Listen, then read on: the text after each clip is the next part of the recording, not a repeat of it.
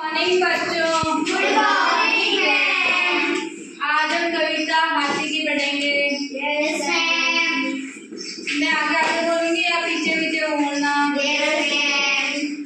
हाथी राजा कहाँ चले, हाथी राजा कहाँ चले, सूंड हिलाकर कहाँ चले, सूंड हिलाकर कहाँ चले, मेरे घर आओ ना, मेरे घर पर आओ ना, हलवा पूरी खाओ ना, हलवा पूरी खाओ ना, कुर्सी पर बैठो ना, कुर्सी पर बैठो ना, कुर्सी बोली चटर पटर, कुर्सी बोली चटर पटर।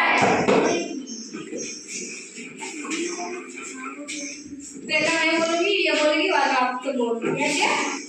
हाथी राजा कहाँ